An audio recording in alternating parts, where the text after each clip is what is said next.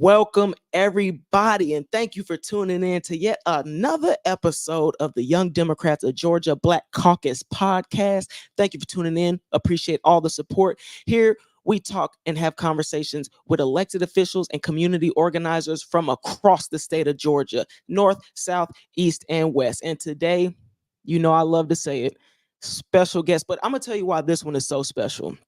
This is the epitome of the Young Democrats of Georgia Black Caucus. This brother right here is brilliant. This brother right here is literally what young black men should aspire to be. But I'm going to do enough of that talking, and we're going to bring 229 in the building. Mr. Joshua Anthony. How you doing, man? How you doing? I am good, my boy. Ready for this one. I've been waiting for this one. Listen, the whole world been ready for this one, man. I'm excited. Oh, real quick too. Shout out to Shonda. Big shout out to Shonda. Go hard for you 24/7. Like, without a doubt, hands down. Like Vonda, absolutely. Love Vonda. Love Vonda. Vonda. Hard advocate. Appreciate the support. But let's go ahead and jump straight into it, man. Let's do it.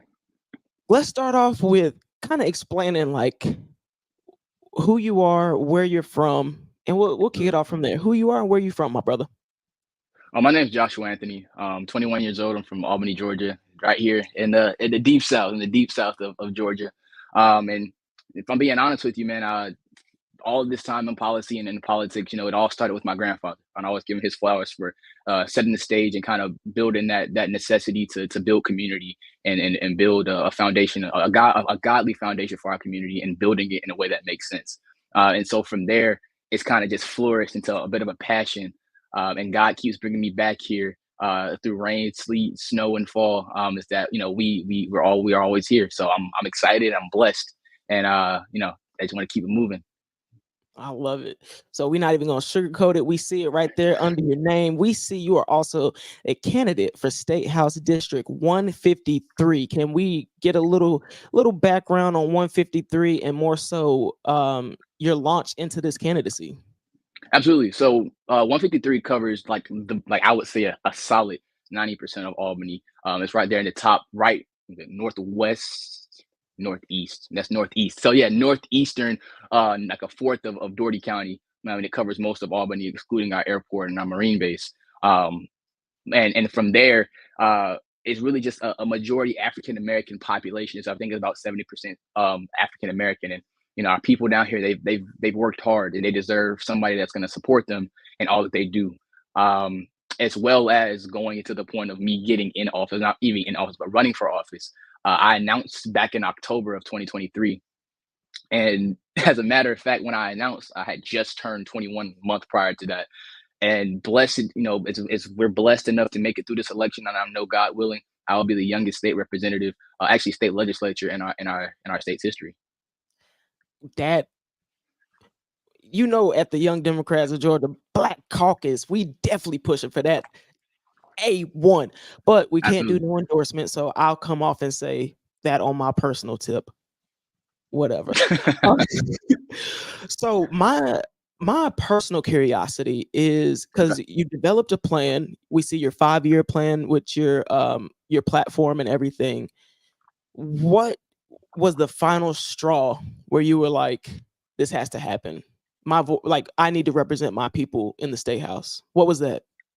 Absolutely. So by no means, I will say this, Albany over its last years has not had a short of great leaders. But the thing is that in our more recent spout, we've allowed for a space where complacency and I would even say toxicity has entered into our sphere of politics, our spheres of sustainable living. And the thing that broke my back, and alongside my people that live here, is that economically we're not sound. We have places like Bainbridge, and I have family in Bainbridge, so shout out Bainbridge. But places like Bainbridge and Valdosta, even Tifton, are places that are innovating and industrializing, while Albany seems to be stuck in the same space. And that's the biggest thing, is that we've had people that have lived like this. I would say that we've gotten accustomed to struggling, which isn't healthy in any fashion. And there's no way in which I would allow my people feasibly, unless I'm no longer breathing, I cannot feasibly allow my people to suffer without anybody trying to interject, and I have yet to see that. And so for me running is all about me wanting to see my people prosper in the way that they should be prospering, and we have had a lack of that over our last 40, 50 years. And I'm not even old enough to see back that far, but knowing that people that I've spoken to, they feel this way, and they have endorsed my motion of running, and they're very excited to see what's to come in our city. Yes, you definitely have a lot of support as we see. Um, I also want to dig because when you speak about Albany, you speak about Albany in your community with such passion and not any like a soapbox propaganda campaign type. Like you really hear it in your voice where you're just like, enough is enough. I love my community. Yeah. Aside from you being from there, where why is there such a love and a passion for Albany? You know, some people come from hard areas and they try to run away from it and maybe don't want to ever come back and show love to the city that they're from. Why is it so much love for you in Albany? Listen. I could always give the cop out answer. I grew up here, so the people here, I love them. But that's not the entire truth. Uh, and I like to always bring it back. In this point, I'm just talking about God. I'm being honest with you, brother. Um, he's done so much in my life that has activated my mind, and seeing where we should be implying and pushing for a stronger community and building a place where we're actually healthy. um that seeing my people, places where I was born, people that I grew up with struggling, not being able to make ends meet, not being able to pay their utility bill because they're trying to figure out how they're going to pay other bills. These things are the things that are pushing me to be so adamant about running for this office, because these are people that if you come down here, and I'm sure you will be down here at some point to just just have a conversation with the people here. These people want change. Our people want change. They want to be able to go out and enjoy being out with their sons and daughters. They want to be able to go out to the park and have a picnic. They want to be able to not have to stress about when the lights are cut off or if the water is going to be on. These are consistent issues that people are telling me, even to the point, and I'll mention this just because I love this so much. I love telling this story. Even when it comes down to our kids, I feel like our kids have been neglected, and our parents are being in a place where they are also being held up when it comes to working, so they can't foster their kids the way that they should, alongside our teachers being everything and above for our students. And so it's just a giant gumbo of mess. But I talked to a child, and she, for my reading literacy program out down at Morningside, and she was just like, I asked her, I said, so what do you want to be when you grow up? She said, I don't know. And and I was like, okay, well, we're gonna figure that out. And so we read the story, and I asked her again, and she still didn't have an answer. So I ended up coming back the next day, because it was a 2-day program, and we're trying to do it every single month, up until death do me part. But she said she saw me in the hallway. She was coming from lunch, I believe, and she was just like, Mr. Joshua. And I'm like, hey, how you doing? She's like, I know what I want to be. I'm like, what do you want to be? Mind you, she's in kindergarten. So she thought about this since 11 a.m. the past day on through the night until find me today. And she said, I want to be a dentist. And every time I saw her throughout that day, she would say she wanted to be a dentist. So our kids aren't the problem, but we just need to have a space where we have an opportunity to actually build our community. And we have yet to do that in a feasible way. And I want to be a part of that building. That's crazy that you brought that story up, because my follow-up question was actually going to be, what do you feel like is the most significant part about you running as a young Black male, and how would you like younger Black men to perceive that, and what do you want them to get out of you running? It's deeper than you running, of course we know. So what do you want them to Absolutely. get out of it? That the sky's the limit. I think we've held our kids into this weird position, especially our young Black men, that they can only do certain things like play sports or run to be a lawyer. Which by no means am I gonna say, if that's what your goal and your dream is, please follow that. But guess what, young brother? You can do anything you want to do. You can be an astronaut. You can be a firefighter. Shoot, you can own your own Fortune 500 company. I don't want in any fashion for you to think that you cannot do something. And I've been told several times that, Joshua, you shouldn't run. You're too young. Well, I don't see anybody else helping my community. You can help your community in any fashion. But my whole thing in regards to our young people, especially our young Black men, is that you can do anything, no matter what comes at you, no matter who says anything to you, and no matter what font it comes at you in, you can do it. as long as you stand steadfast in God and that you are focused on that goal and that goal alone, you're going to be able to do whatever you can. And that was like a big part of me running, is that I've been able to see so many people that look like me, so many of these young Black boys that look like me are able to tell me, even today, and this is great. I'm glad you brought this up. I was canvassing. I mean, I kid you not, canvassing right before I got on our live today. And I was knocking doors, and it was this kid opened the door, and I guess it was his grandfather opened the door, and I was talking to him and said, "Hey, I'm running for office." Had a conversation. Kid said, "Is that Martin Luther King on that flyer?" I said, "No, man, that's me."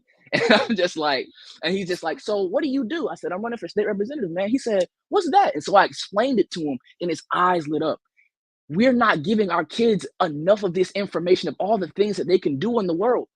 We need to be raising the next generation of pastors, next generation of entrepreneurs, our next leaders. This kid, he was like, it was foreign to him. And but simply being able to be in a position to change a kid's even perspective, it made me so happy. And that's what I want to continue to do, is change the narrative and change the perspective in our community and reinvigorate what we've been doing. And so I'm excited. I want to do a lot more. I want to keep pushing no matter what happens. I'm going to keep pushing. Dang, I love that story. That made me smile. You know what I mean? Uh, wow, that's powerful stuff. And one, I want to give you a big shout out because I be watching you on Instagram and stuff like that, and I see you will be out canvassing, whether you got people canvassing with you or you canvassing by yourself. And I think that speaks a lot to you as a candidate, that you're being intentional about making sure you're the one that the people see when you go knock doors. So big round of applause to you on that I one. appreciate it. Thank you, No man. problem. I want to go ahead and bring it into a segment that we're going to start with you, that we're going to Okay. call Devil's Advocate. Oh, that sounds And fun. this segment of Devil's Advocate is we're going to shoot off claims that possibly somebody, a hater, would probably say to you. And I All want to right. hear your feedback on it. So Joshua, you're a little too young. I mean, representatives have to deal with policy and legislation. Like, what do you Yeah. know about policy work at all? Well, it's so funny that you say that. Is that I would say I would feasibly been working in Georgia politics in some capacity, in heavy capacity since I was about 14, starting obviously with canvassing, knocking doors, helping other people get elected. But I wrote my first piece of policy when I was about 16. And that was about actually creating more training programs for officers so that they, because this was during the heat of the Black Lives Matter movement, and in that entire situation. And so it was me trying to assist in the goal of attempting to not only protect Black lives and our communities, but also build a place where we can begin the mending of pain and wounds by actually bringing our police officers into our communities and them being servants, and not just responders. And so from there, obviously that bill, I will say that bill didn't do so well. They was like, Joshua, this isn't feasible. But from there, we actually, I was working diligently within the state house, even within the state house internship programs that they had, especially with the Georgia Legislative Black Caucus, for a little bit. And even through that, I began the process right after the Uvalde shooting. Um, I began working with so many young Democrats, and we began the process of writing an 80-page bill that would rectify our gun violence issues. And that was a really big thing as well. And so we wrote that. The Democrats, the state house Democrats, they took it in, ended up splitting it into a lot of different bills and things of that nature. And what ended up happening is that it didn't go the way that we wanted to go. But what it has taught me is that in order for us to get to a space of common sense policy and strong policy, that we have to be consistent and things of that nature. And so I've been in this field for so long, longer than I've been able to even drive. But I'm blessed enough to say that I do have that experience, and I'm excited to show that experience once I get to the state house next January. Okay. See, I was ready to hit you with a bunch of them, but you literally summed up three of my questions that I was going to play for there. And also, I want to remind everybody, because you got the comment section kind of blazing right now. If you have How questions y'all that you doing? would like us to ask, Mr. Anthony, go ahead and drop them in the chat. We'll go ahead and ask him whatever you would like to know about him as well. But I want to hear about Okay. your I want to hear about this policy a little bit more. Can you Absolutely. explain what in depth with the direction you were trying to go with it?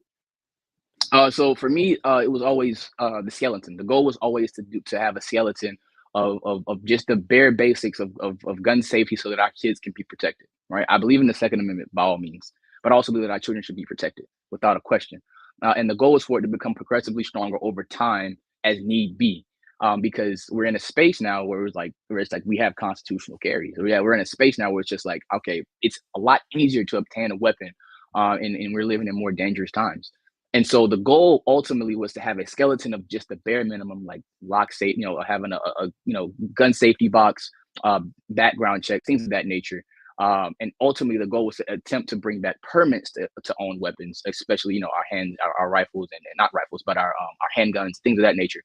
And what ended up happening was that we started kind of losing a little bit of traction towards the end of it, due to just political differences and ultimately the Republicans having the majority and not wanting to see too much more of it. But the ultimate goal again was to have the bare bones and to progressively have it to where we would actually be able to feasibly protect our children while also being able to have the integrity of the Second Amendment remain for our responsible gun owners. So that was the ultimate goal behind it. So because again, I am an avid supporter of the Second Amendment. I believe people should be able to protect their homes, their families, but we need to ensure that we're protecting our children against Mhm. those that are not going to be responsible owners as well. I That makes perfect sense to me. So, Right, when politics get involved and stuff like that doesn't make it all the way through. This doesn't make any sense to me because I'm like, right. that's very logical. That sounds very bipartisan. And since it sounds so bipartisan, do you have? Well, let's rewind it back a little bit. Okay. Can you tell us about your 5-year plan? Because I see you dropped the Absolutely. 5-year plan and it's very Yeah. in depth and well thought out. Can we just touch on that? Yeah, the first and foremost, that plan took such a while to concoct together. It was great. It was great. The sleepless nights, I missed them. I really don't. But it was a lot of fun creating it. But I will say that 5-year plan, ultimately, the vast majority of it really boils down to economic development.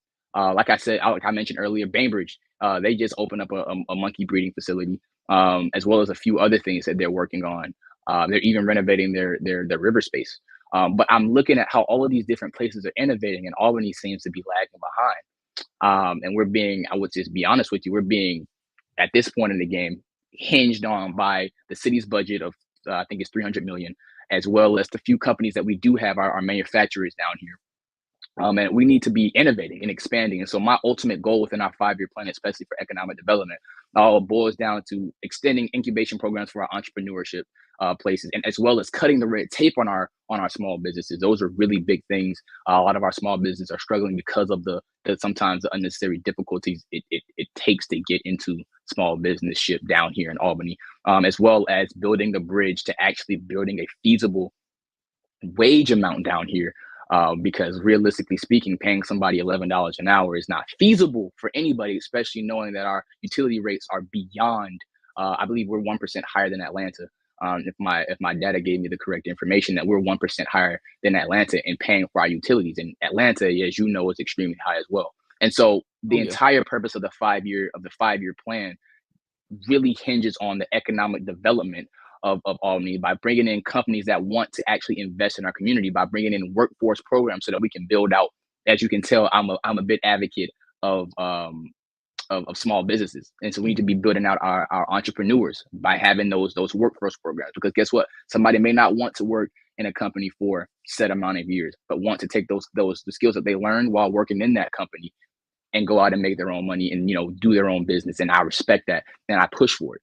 And then while we're having that, we'll have a consistent cycle of not only these companies, but allowing our students here to intern within these companies and learn not only the inner workings of machinery, but also understand the workings um, of their finances, and how a company is feasibly and effectively run. And so things like that are really big for me. And then another part of that economic development was modernization.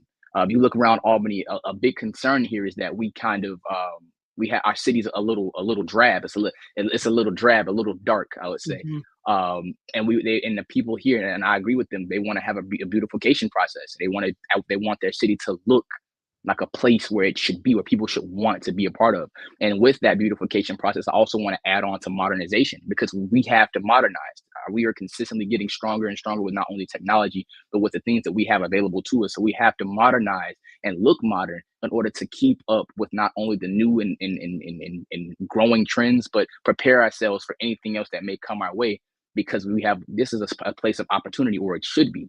Um, and from there, I kind of wanted to transition not only out of economic development, but into rural interconnectivity, which I tell people it's just a whole bunch of words to say that I want Albany to be the true hub of Southwest Georgia. That's Mm. what I want it to be. Albany, Georgia is the ninth largest city in Georgia, and it should be the hub of the South. We have an airport here. We have a marine base within, I believe, within our city limits.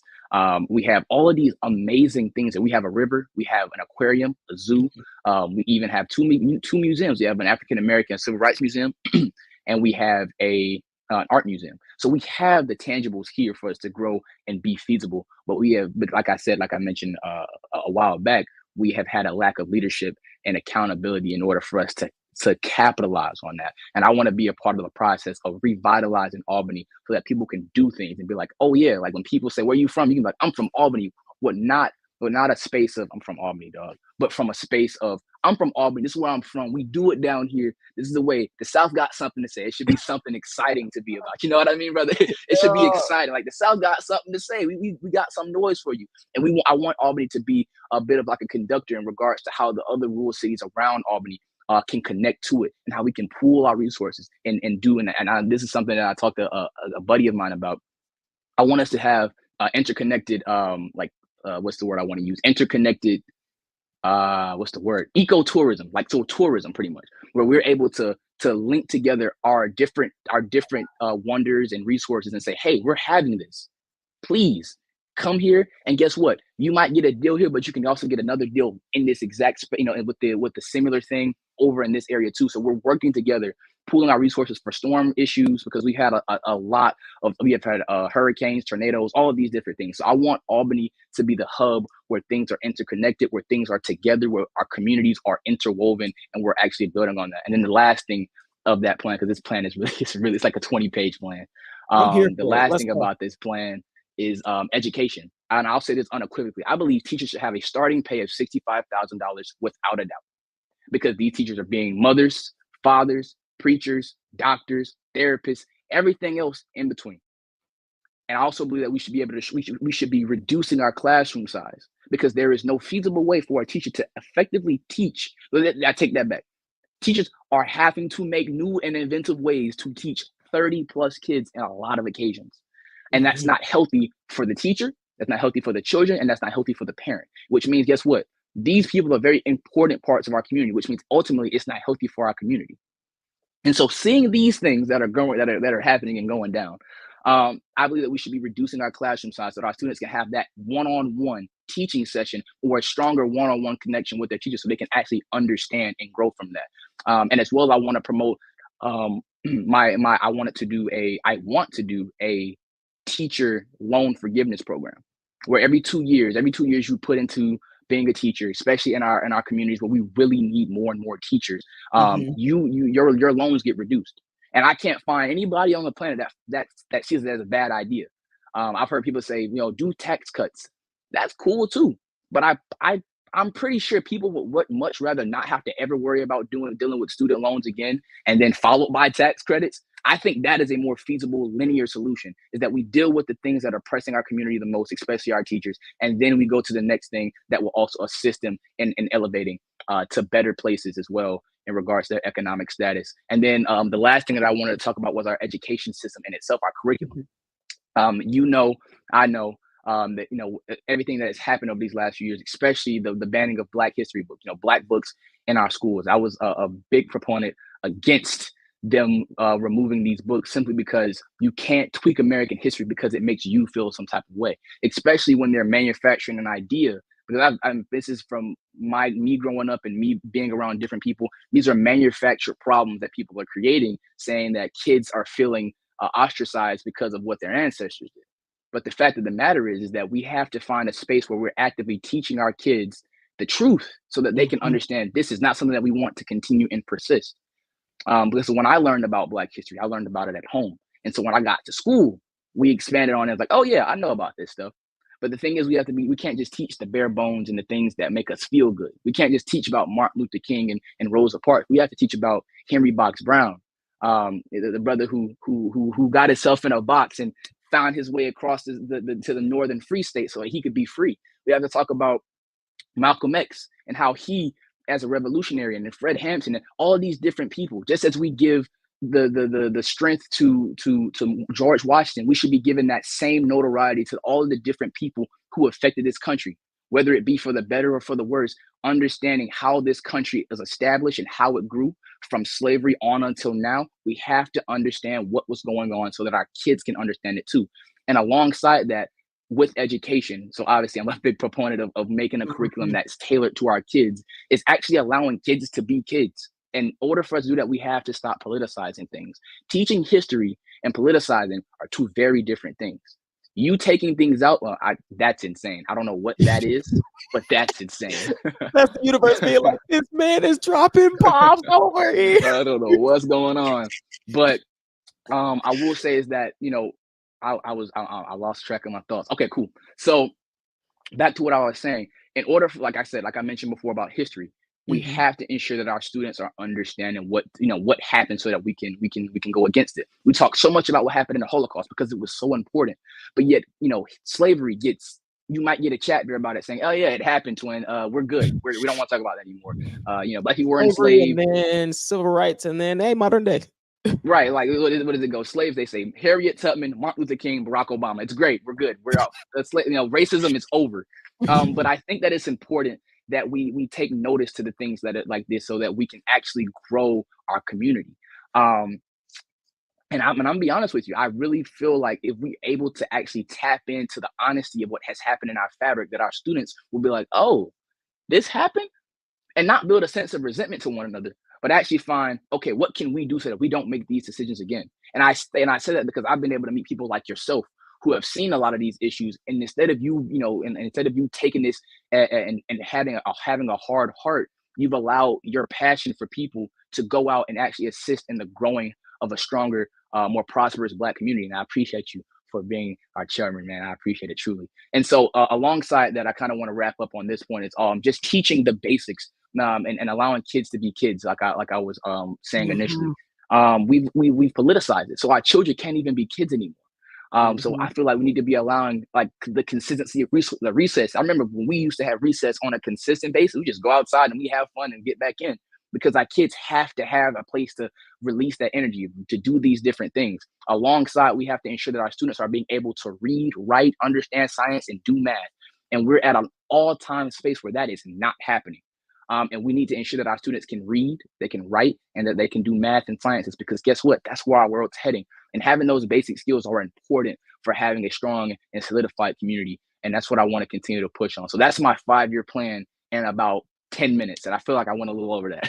No, I mean, bro, that was perfect. I mean, because again, the purpose of this platform is to see what you're about. So you took Right. the time to figure out what 5-year plan is going to benefit your community. And we have a good amount of viewers who are probably from your area. I think this is a good time for you to give your spiel like you did. And I will have to say, for anybody who has any questions on if this man knows how to legislate or work in the he talking about economic development, like that's not something that is really taught. That's something that you have to know. So speaking of that information that you've had to have gathered, who's the biggest influence to you, aside from a family member? Who is the biggest influence for you?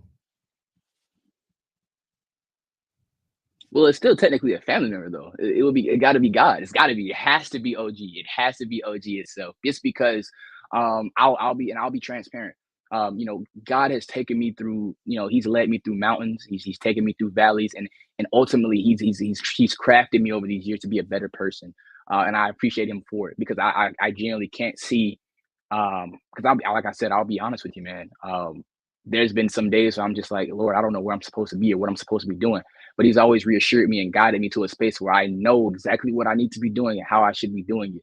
And I'm just appreciative. So I would say my biggest inspiration, or the person that's, even though it's technically still family, it will be Mhm. God, because He's done so much in my life that I just can't feasibly say anybody else beyond Him. And I really appreciate the things that He's done. And I just pray that He continues to keep me, and ultimately keeps my community and the people that I care about, and the people that, I just want them to get to a space where they're able to experience Him the same way that I have. So that's for me. And if you are up for some good biblical lessons in a good, entertaining way, please check out his TikTok as well.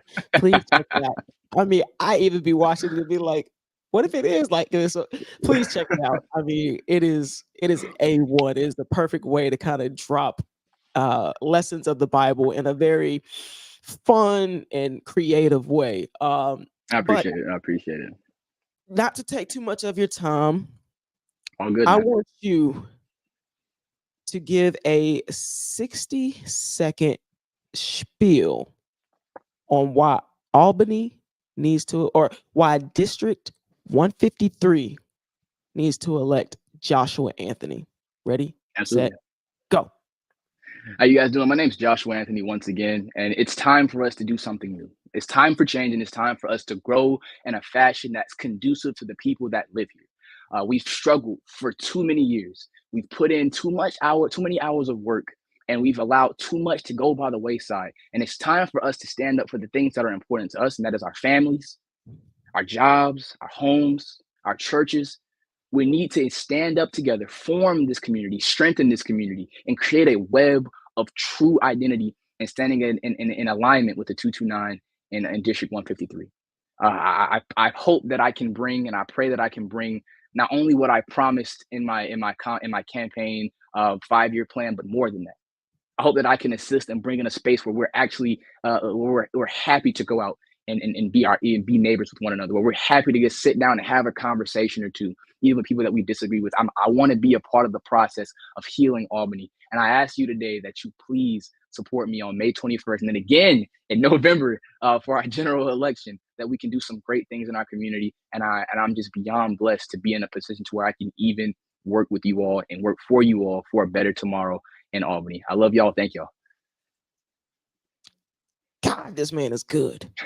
I don't even live in Albany, and I'm like, hey, can I get an address Listen, brother. change? Listen, brother. Come on down. Come on down. Come on down. Pass the ballot, man.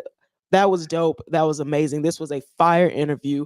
And if Thank you want to catch up more or learn more about Joshua Anthony, check at the bottom, scrolling right there. You have all his social media platforms and also his website. You can check him out at I am joshuaanthony.com. Again, that is I am joshuaanthony.com, on Instagram at I am Joshua Anthony, and Twitter, I am Joshua Anthony. Oh, don't forget you. Facebook, Joshua S. Yeah. Anthony.